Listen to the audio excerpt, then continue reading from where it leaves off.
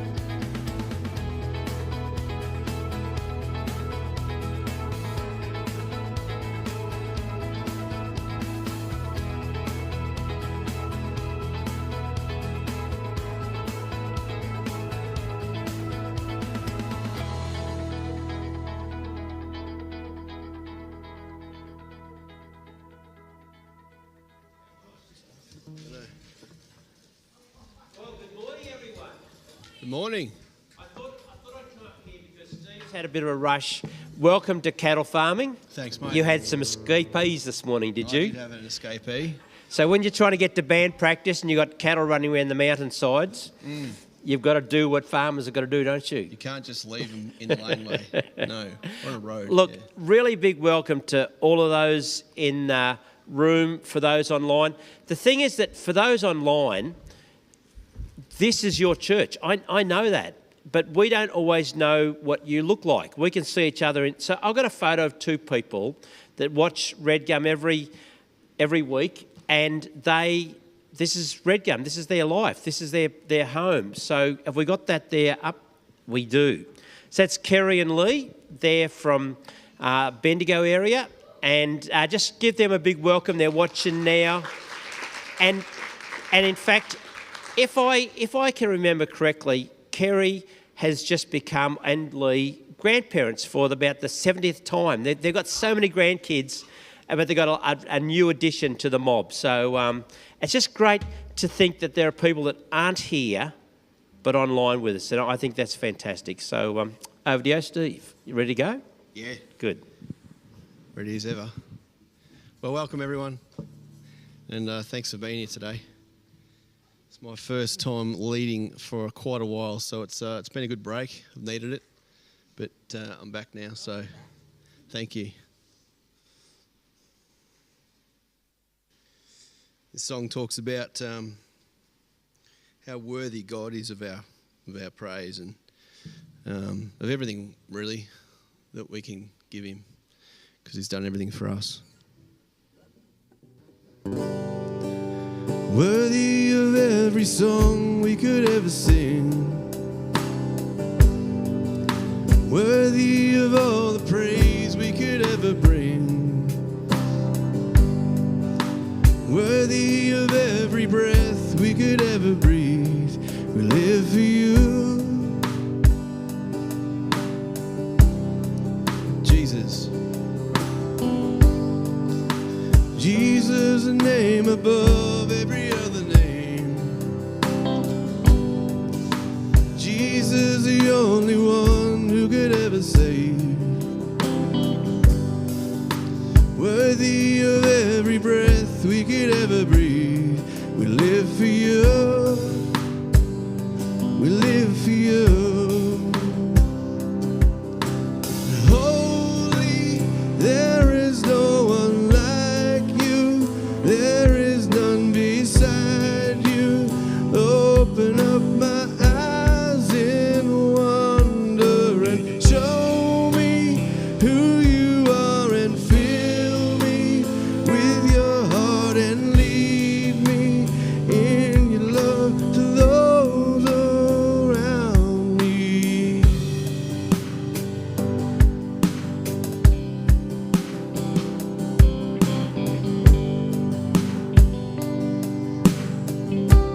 Worthy of every song.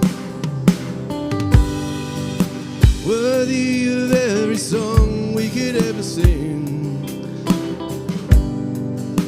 Worthy of every praise we could ever bring. Worthy of every breath we could ever breathe. We live for you. Jesus, the name. Jesus, the name above every other name. Jesus, the only one who could ever save. Worthy of every breath we could ever breathe. We live for you. Oh, we live for you. And holy, there is no one like you. There is none beside you. Open up my eyes in wonder and show me who you are, and fill me with your heart and lead me in your love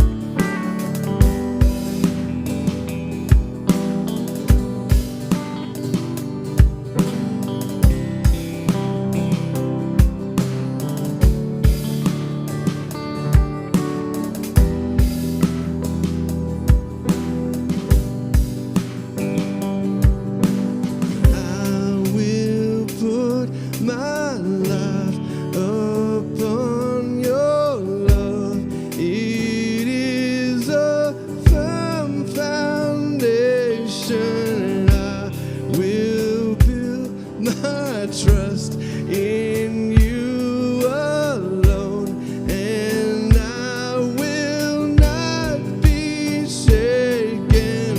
I will build my life upon your love. It is a firm foundation, and I will put my trust in you alone, and I will not be shaken.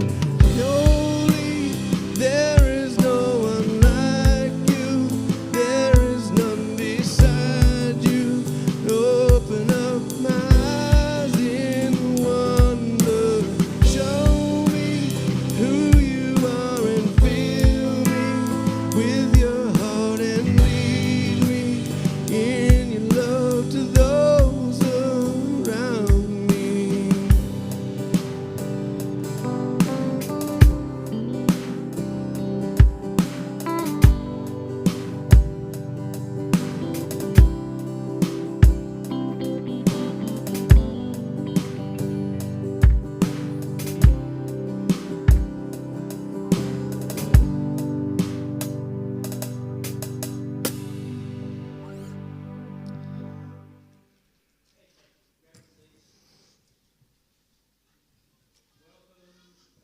Your first time to Redgum. It's just long weekends, people disappear, but you're all here, which is fantastic. Now, I want to show you something that some of you may not have seen this morning. So those in the van, if you can put that little bit of video up. This is the sunrise from this morning. And most of you missed that. But those that are setting up in the van, those that are setting up the sound system, they got to see the sunrise, because every single Sunday about 6:30, they start rocking up here and setting up. But that's going to be a thing of the past soon because of our new building. And progress is really happening. There was a working bee there yesterday, and every Saturday there's going to be stuff happening. So if you want to be part of that, Vicky, you were in the slave labour camp yesterday, and Pam. You did. It's fun, isn't it, right?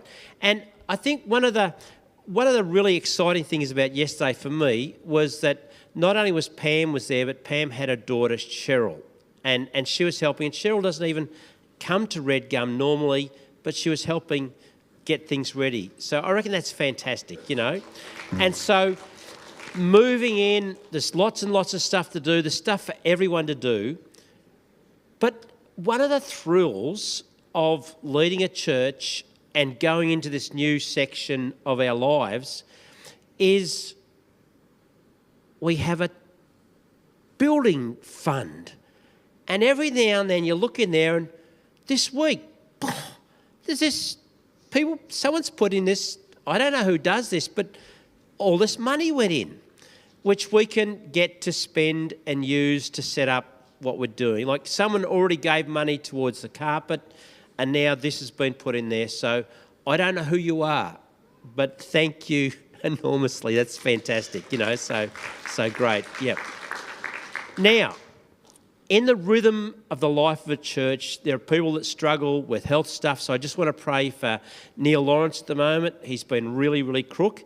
And he came out spotlighting with us the other night, and he's been sick ever since. So don't anyone come with me spotlighting, but we're going to pray for him. Neil, we just bring you before God, and we ask God that you would heal him, set him free. Andy's been sick for so long.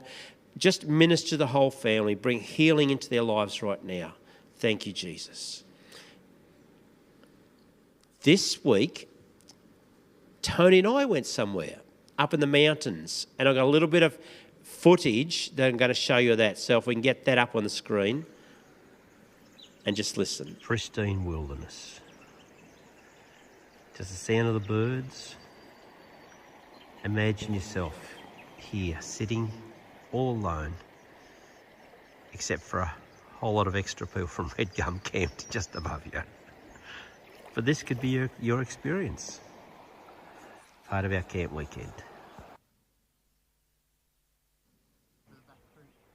The river's just down there. And this is Angusvale. And what a magnificent place to camp. I reckon for a long weekend, we could have a lot of fun here. What do you reckon, Tony? You like it? Absolutely. Oh, what have we got? A toilet block. Oh, wow. The things you find in the middle of nowhere. So we've found this. It's less than an hour from Bairnsdale. It's a bitumen road all the way, except the last little bit's a bit of dirt. You can't get lost, but it's right on the Mitchell River. It's a great campsite, and so for the October long weekend, we're going to have a church camp up the bush. So it'll be Friday night, all day Saturday, Sunday. There's no cost. And if you don't have a tent, we'll find something for you. If you've got no cooking gear, we'll find something.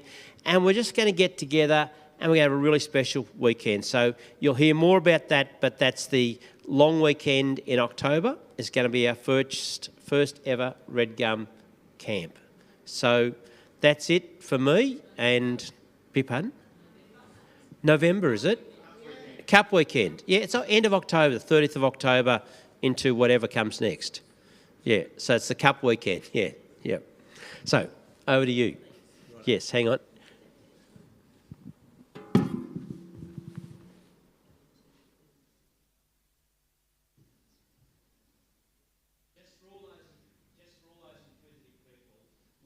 What Coral whispered to me was, go and turn the urn down, please. So you could have just yelled it out to someone else.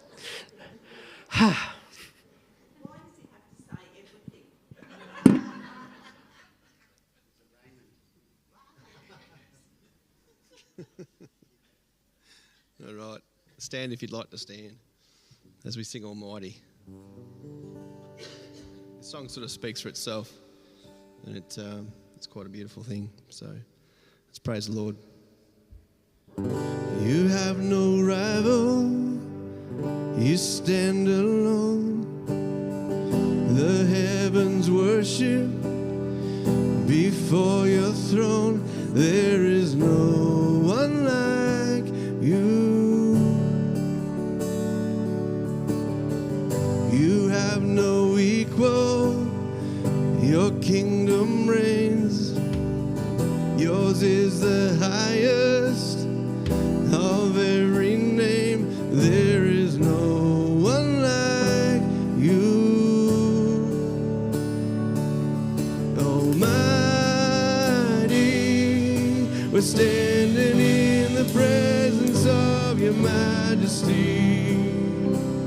You're holy, you alone a sovereign crown of royalty.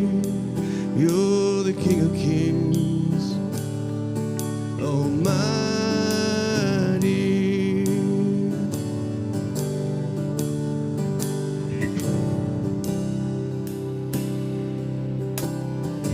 Our God eternal, the great I am, the praise of angels will never end.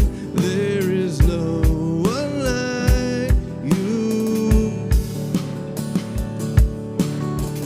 Eyes like fire, face like the sun, a voice like thunder, who was and is to come.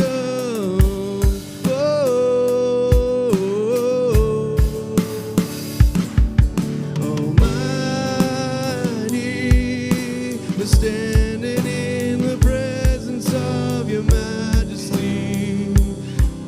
You're holy, you alone a sovereign crown of royalty. You're the King of Kings, Almighty.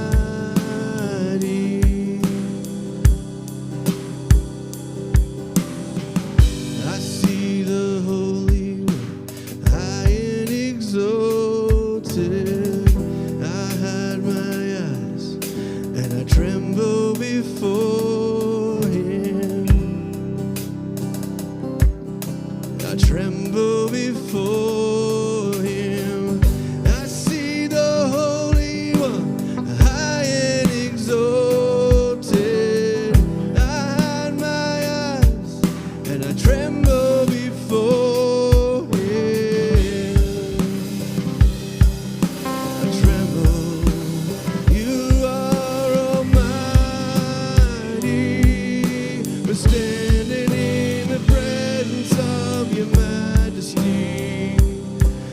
You're holy. You alone, a sovereign crown of royalty. You're the King of Kings, Almighty. You are Almighty. You're Almighty. You are Almighty.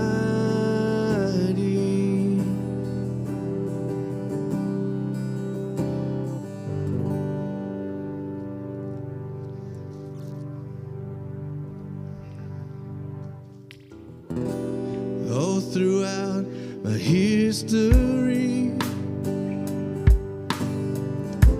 faithfulness has walked beside me. Winter storms make way for spring. In every season, from where I'm standing, I see the evidence of your goodness all over my life, all over my life. I see your promises in fulfillment all over my life, all over my life. Help me remember when I'm weak. Fear may come, but fear will leave. Lead my heart to victory. You are my strength, and you always will be. I see the evidence of your goodness all over my life, all over my life.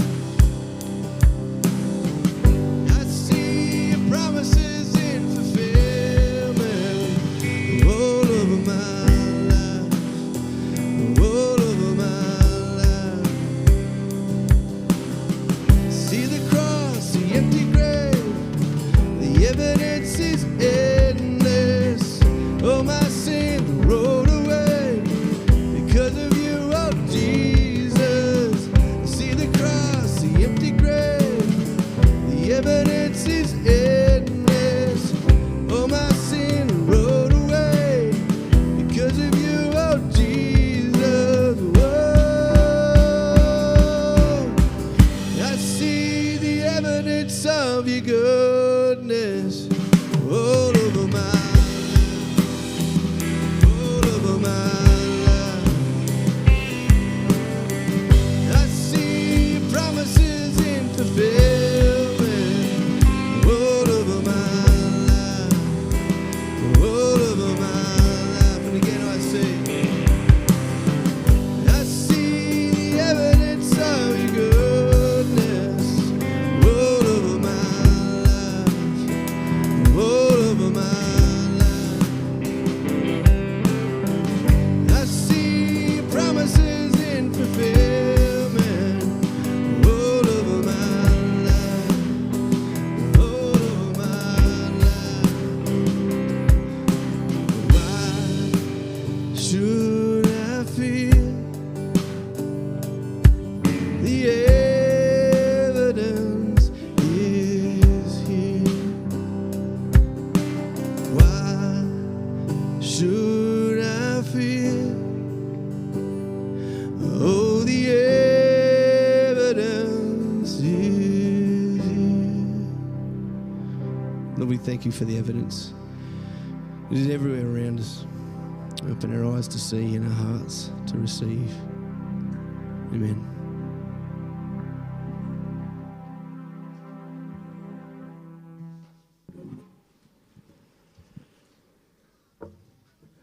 Now, I need 2 volunteers. I reckon, Brenton, do you want to jump off that camera and maybe get your dad, Andy? Can you Can you wander down here too? I love volunteers that don't need to be asked. You can tell they're volunteers by the look on their face, can't you? That don't pick me sort of thing. Now, this is really simple. You don't have to talk. If you go up to the second step here, yep. So we've got Father and Son, and all you have to do is close your eyes. It's really easy. And then lift one foot off the ground. I want to see who can balance for the longest. So don't start yet. Woo woo. All feet down on the count of ready, set, go. Okay? Go. Eyes closed. See who's going to last the longest here. Oh, this is closer than I thought it would be. Oh, he's got the wobbles up. Whoa. It's all right, Kathy. Didn't fall. It would have been so much fun. I know he's got a crook back as well. So it's amazing how the competitiveness comes out in people, doesn't it? You put father and son beside each other. They normally love each other, but nah. It's just, okay, thank you. Appreciate it. No, that's it. You're done. So, Brendan, you can get back on the camera. Great. Now, there's a reason for that. The way God has made us physically, our balance has three systems that works together to help us. So, our eyesight, our inner ear, and our skin. They're all working together.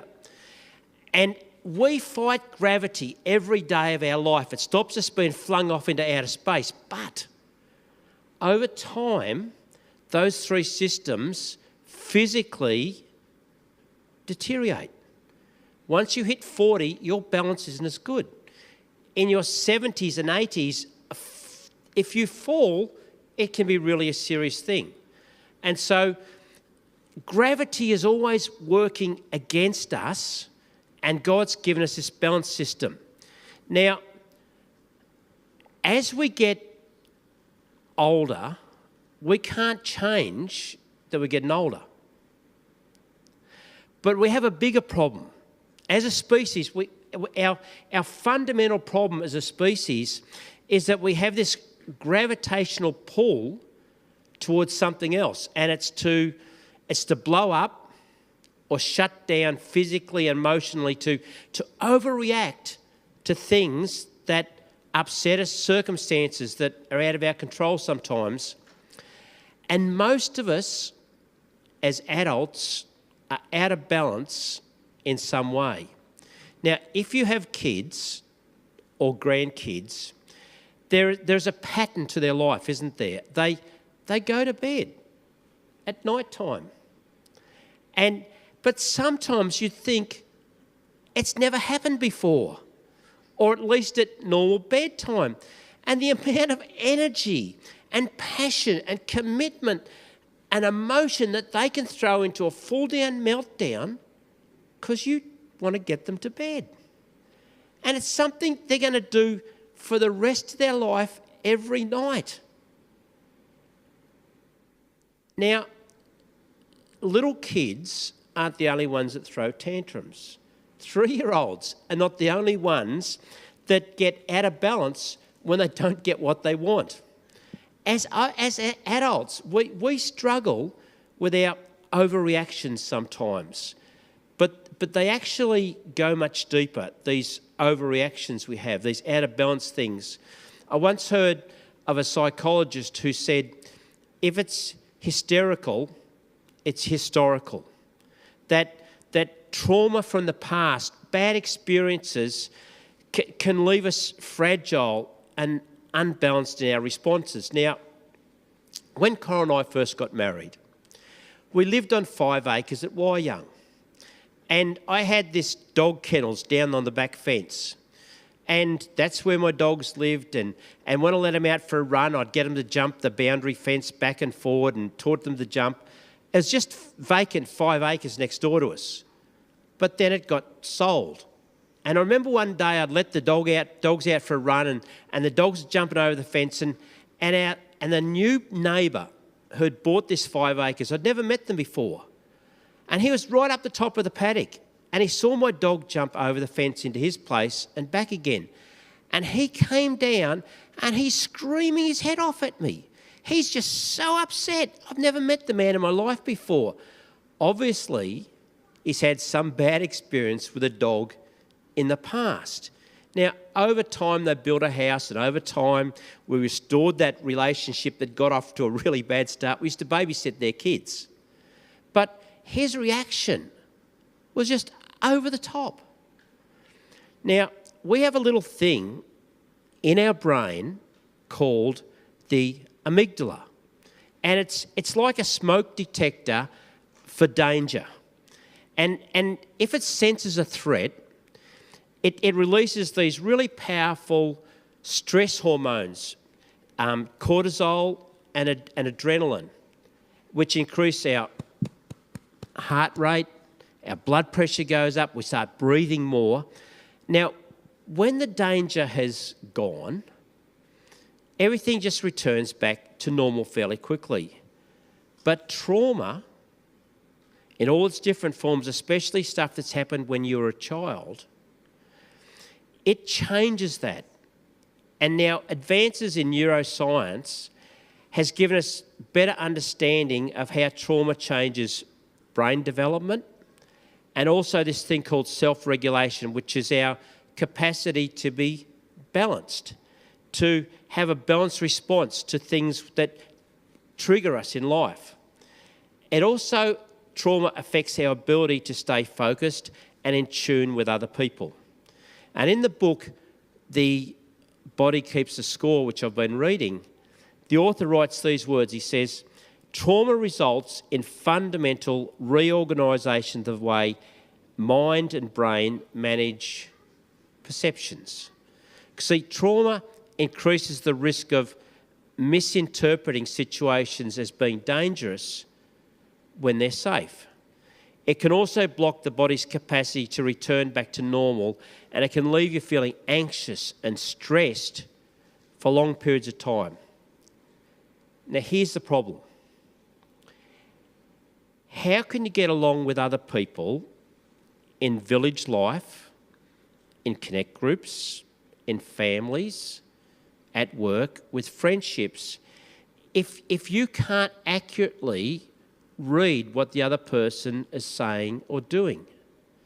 If you struggle, if you start to misinterpret, it leads to misunderstandings that can actually ruin relationships and friendships. And it's like you don't quite know why. Now, here's the thing about this amygdala, this smoke detector. It works closely with another little part of our brain called the hippocampus. Where do they get these names from? Like, that's Latin. I think it's Latin for big university. I don't know. It's just a silly little name. But this other part of the brain, what it does, when something happens, the amygdala smoke detector, it goes off, and it works with this other part that actually works on past history and interprets past history to the present, and it happens in milliseconds, and it happens when you're completely unaware of it. Now, I love tennis balls. We're throwing this around before, and Jeff, you have a mean arm. You are vicious. Like, I throw lollipops, but I'm gonna try it harder. I'm just going to try this one. Now, you even reacted back there. Vicky, she just... Now, well, yeah. Now, right at that moment, your amygdala and your hippocampus were working together. And your amygdala, it saw it as a threat. And Vicky, you were ducking and shrinking and going for cover. Jeff at the back there thought he could catch it, but he wasn't sure, right? But past experience, cricketer, he reckons he can catch it. You thought it was dangerous. And so that is a physical reaction before you've even had a thought. And it happens with relationships. And so if we have a faulty alarm system, if our smoke detector is being affected by past stuff, that is a real problem. And it creates these blow-ups or shutdowns where we even feel nothing. We withdraw, or we do both. Now, if God created this amazing system in our brains, if God put that there, if he wired that there, and if trauma interferes with our warning systems and our responses, then surely God, if God made us, he can fix us. And that when Jesus came and said that he had good news, it actually meant that some of this could be put back together if you have had stuff happen in your life. Now, this is where the number 110 really comes into play. 110 is a really significant number. It's a big number. It's not 1 or 2 or 3 or 4. 110. 110 times in the New Testament, you'll find the Greek word sozo. I love this word. It's a brilliant word. It literally means healing and wholeness. Healing and wholeness. Healing. Every time you see it, it's healing and wholeness. Physically, emotionally, mentally, spiritually. And it's such a rich word and it comes from this root word that means safe. Now, when Jesus explains his mission on earth in John 3:17, he says this: he didn't come into the world to condemn the world, but to save. That's the word sozo, the world. And he showed us what that looked like. And then he sort of threw the baton to us and he said, it's your turn. And he said, go into all the world and share this good news. And he didn't leave us alone to do that by ourselves. He gave us the Holy Spirit so that we can get this baton and we can run with it. Now, in the first 4 books of the New Testament, Jesus refers to the kingdom of heaven coming to earth over 100 times. It's the culture of heaven coming into your life. And he said it's good news. And then 110 times throughout the whole of the New Testament, the word sozo is explained, that what this looks like, how it plays out in our life. Only 12 times in the whole of the New Testament, ever, is the word hell mentioned, or something that means hell. Only 12 times. Over 200 times, culture heaven coming into your life, and sozo, the work of salvation, the healing and wholeness coming. Hell is real. Eternal separation from God is real.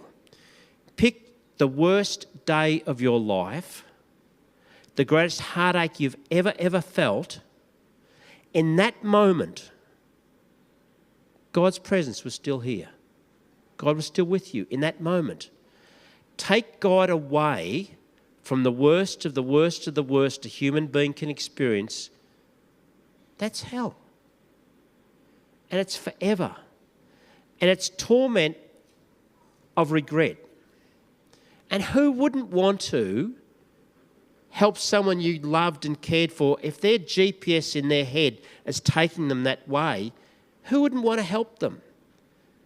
But here's the problem. We, as the Western Church, we've done a really, really good job at telling people in our external village that they're condemned and going to hell. They know that. Ask them.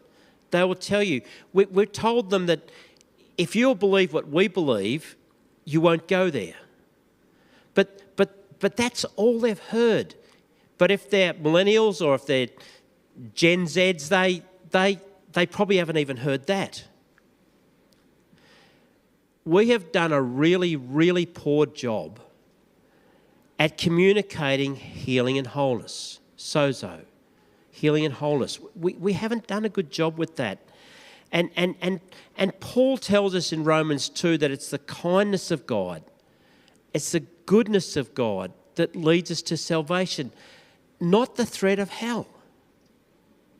And I think perhaps the reason that we haven't communicated the power of sozo is that because we don't have a good theology of it. We don't have a good understanding of it. We don't even have a good experience of it. And so how, if we have not known this, how do you communicate that to someone else? And in Luke 19:10, Luke records these words of Jesus. Jesus says this, that he came to seek and save, that's the word sozo, what was lost. He says what was lost. He doesn't say who was lost. He says what was lost. And lost is not referring to a lost eternity. And this is not a verse where Jesus is saying he's came to earth to take us to heaven. And yet it's used for that. And the Greek word lost means marred, impaired, spoiled, rendered useless, destroyed. When the culture heaven comes into the life of a human being, that changes. And it can happen now. It's for now. It's not one day when we die. This is for now. And it brings balance back into our life. And when Jesus said that, it was in the context of the crowds criticising him. Because Jesus had just publicly restored a social outcast. Someone who didn't just live thinking people don't like me, they lived knowing people hated him. And when Jesus did what he did that day, the crowd was not happy with Jesus. And what Jesus did wasn't physically healing, it was something much, much deeper. It was the work of sozo. And when Jesus did this, the crowd starts comparing this person to themselves, and they feel morally superior, and they thought what Jesus did was wrong. Why do we compare ourselves with others? And if you're thinking it's because we're insecure, I don't think so. I think our insecurities come, it's the fruit of comparison. And comparison is the fruit of rejection. See, that day, Jesus stopped doing everything he was doing, where he was going, what he intended to do, and he invited himself to Zacchaeus' house for the day. And the crowd felt rejected because they're screaming and shouting. They've rushed to see Jesus. And he says, actually, I'm leaving all you and I'm going to go hang out with me mate Zach, me new best mate, Zach. And they felt rejected, and they begin this comparison game. And Jesus says to them, he says this publicly, he says, that day, today, sozo, salvation, has come to Zacchaeus' house. See, the work of sozo is visible. You can see it.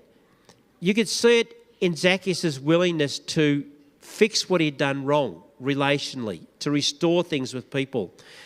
And sozo is for now, and it can be seen, and it means to restore, to protect, to rescue you from danger, to keep you safe. And I find it interesting in this book that I've been reading, The Body Keeps a Score, in the epilogue, the author writes this: more than anything else, being able to feel safe with other people defines mental health.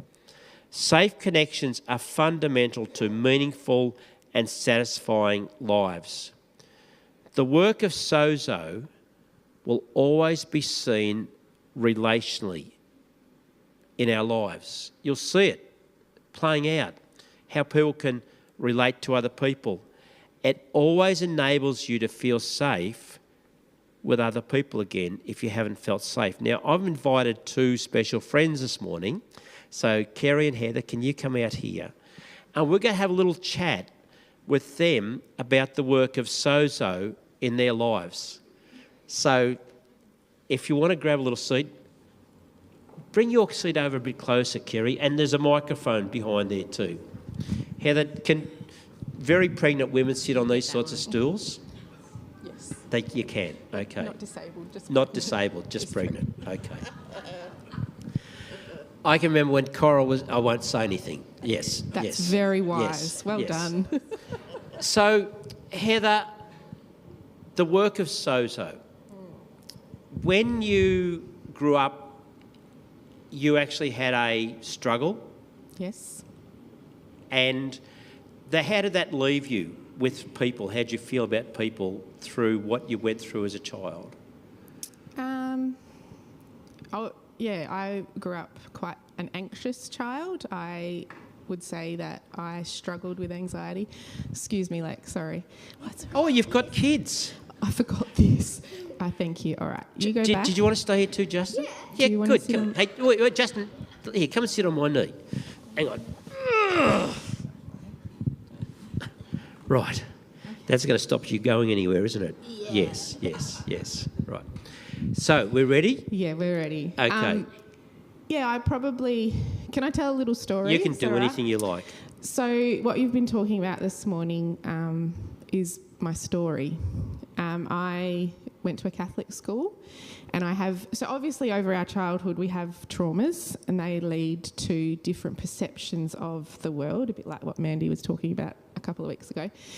But our Catholic priest came into my grade 4 classroom, and he was going to give us a theology lesson, and he did. And he said that for everything that I did right... Sorry, go back a little bit. In God's book, God's got this big book in heaven, and for everything I do right, I get a tick on one side of my page. But for everything that I do wrong, I get a cross. And at the end of my life, if I have more crosses than I have ticks, I will go to hell. And I feel actually quite shaky as I say that, because there was lots of other kids that heard that as well from this well-meaning priest. And so that's what I grew up with from grade 4. And then when I was 16, I gave my life to Jesus, or wrote it in a journal that, Jesus, I want to follow you. But it wasn't until I was 18 that I heard that grace wasn't just a thing that you say before a meal. I had no idea what grace was until I was 18 years old. I grew up in a Christian home, but in the Catholic school that I was brought up, that I was attending, I was really scared of going to hell. And so my perception of God is, do good, you get good. Do bad, and you get bad. And so I actually lived my life with other people, making sure that I always did the right thing. I actually grew up daily trying to do the right thing. And that caused a great deal of anxiety. It did, and a fear. Oh, and it left huge. you feeling unsafe, didn't it? Yes. And so I wanted to make sure that whatever I was doing was right. But with people, they don't always... I love report cards. I love getting a mark. I love it when someone critiques me, because then I know whether I've done good or bad, or whether I've done wrong or right, or I did. I've obviously had a journey to transformation, and I don't think that way anymore. I've got a different perception. But yeah, people were scary, because some people don't tell you if you did a good job or you did a bad job. And so you're left wondering, was that a tick or a cross? And you just don't know. You don't know. So that was probably what you're talking about. Sometimes wrong theology can be very, very damaging. Yeah. And the thing is that in your life, through all sorts of other things as well, you ended up with a place where you just did not feel safe with people. Yes. And so would it be true to say that the restoration, the work of God's salvation, God's healing and wholeness has been that you now feel safer with people? It's actually really amazing. And as you say that it's available now, I'm a living testimony to it is available right now. And it's not a switch. It's not a light switch. It wasn't for me. It wasn't just one day I woke up and go, oh, all right, new perspective, I'm safe. It has been a journey. So 16, gave my life to Christ. 18, learned that grace is undeserved favour. And through experience of God's love, learned that there are people who, they don't think that do good, get good, do bad, get bad. 26 years old, stuffed up pretty badly, And I remember driving in a car, looking up at the clouds, and they were pure white, and I felt really, I guess you could say, stained. And I remember just having this revelation, that's how God sees me. Even though I've done bad, there's no cross. He just washes us. He just purifies us. And I remember that being a real experience of grace. And then from that point, I had a particular person in my life, an older lady, and she knew a very different God to me. So from about 26, my perception of God changed dramatically because she introduced me to Jesus. I'd given my life to Jesus at 16, but I don't think I really knew the Jesus that this lady knew. And as she sort of started talking about him and was really trying to introduce me to her Jesus, I really resisted it at first. I'm like, no, you have to still do good. And look, you know, once you know Jesus, you want to do good, but it's not from fear. It's out of a real love for Jesus. So. And right now, you actually can be vulnerable and share some of your story and feel safe with people in a very different way now, can't you? Yeah.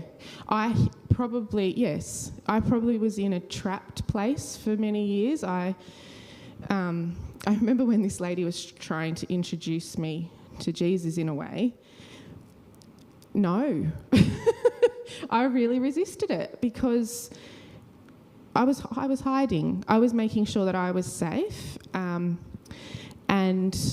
it was a slow process to come to even trust Jesus. But once I started trusting Jesus, yes, I was then able to realise that it's okay to really trust people, not just in the physical, but in the emotional and the spiritual as well. Because the reality is people can still hurt you, even when you see them as safe, but God is bigger than the hurt.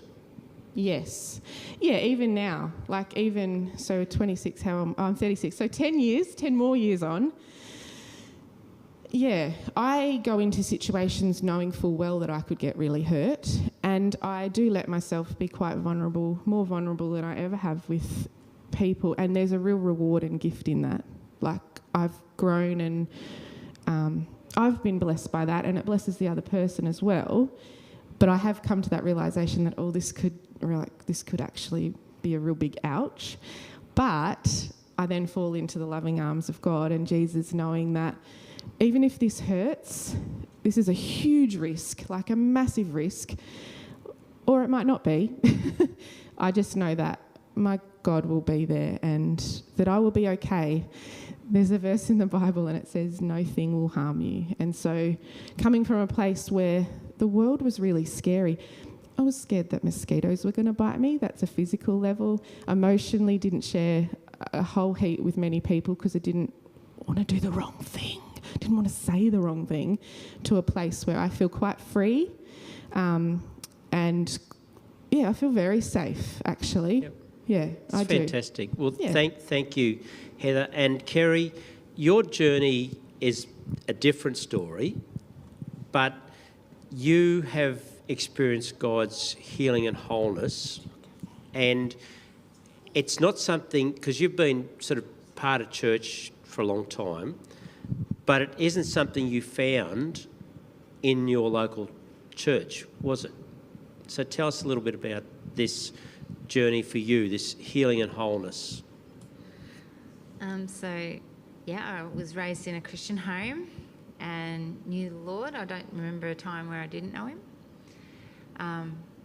But I grew up with a lot of lies in my head that I told myself. But they came from other people and I believed them, a little bit like Heather. But they shaped how I responded to people.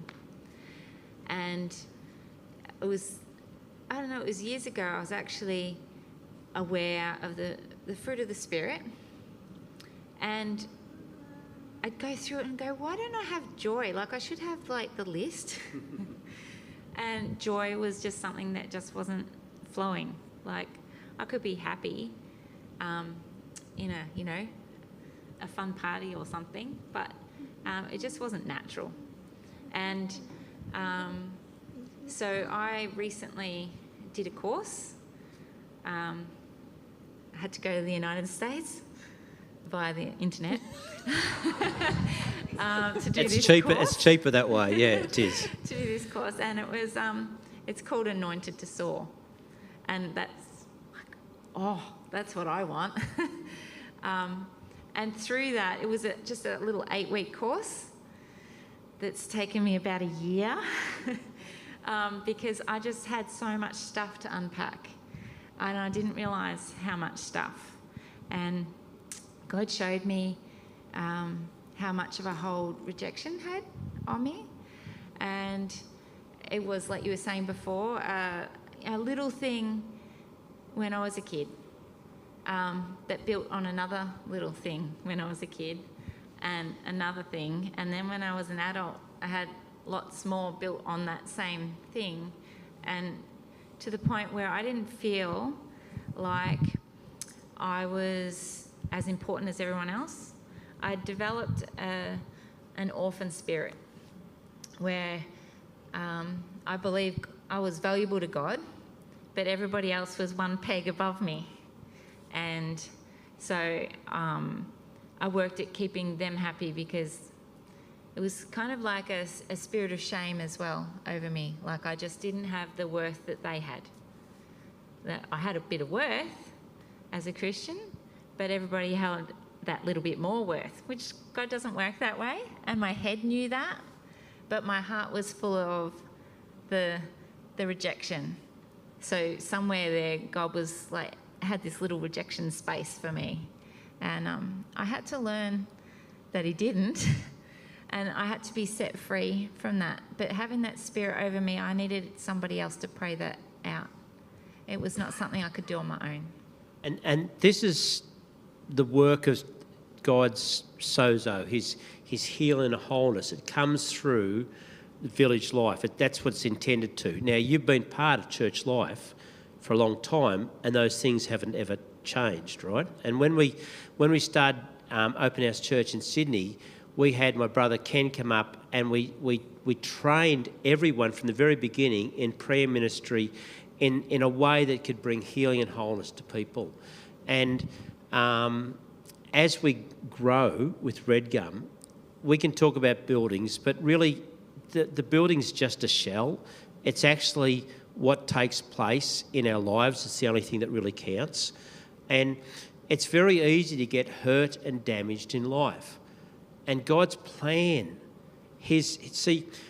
our physical balance deteriorates, but God's plan is that our spiritual, our emotional, our mental capacities will come back into balance. They'll come back to rightness and wholeness, right? And I'm so excited that Kerry has been fantastic, and in the training there, that enables you to also pray for people to receive what you've received. And Jesus gave us this baton to pass on. It's not just a story to tell, it's an action. You see it play out in people's lives. So thank you very much to both of you. And Heather, when are you due? Because you've been pregnant for a long time. I don't normally tell people the exact date because then you get this, influx of text messages. The 24th of December. So I will tell you this. Yes. So we're hoping this baby wants to come really late. Okay. Yeah. Well, that's going to be exciting. December. Just we'll see what happens. Just so you know, I have a dog that has a birth date on the 24th of December. Just so if you're looking for names, her name's Alice, but Brooklyn named it. Yeah. The word tact comes to mind. Tact. Right. You've got great tact. No filter. It's okay. I'm trying to see if you still feel safe with me. You see, yes. Very safe. Well, thank you very much. We might want to come back and no, that's fine. Okay. Well, we're gonna leave it at that and stay around for a tea, coffee, say good day to someone, and it's just really wonderful to be together in a way where we can be open and honest and vulnerable. And I really appreciate Kerry and Heather and kids. So we'll see you next week. In fact, next week, Kerry and Steve are renewing their vows, their 25th wedding anniversary, and they're going to publicly renew their vows. And Steve's going to share a little story of God's work of sozo in his life. So I'm really looking forward to that. So we'll see you next week. Thanks.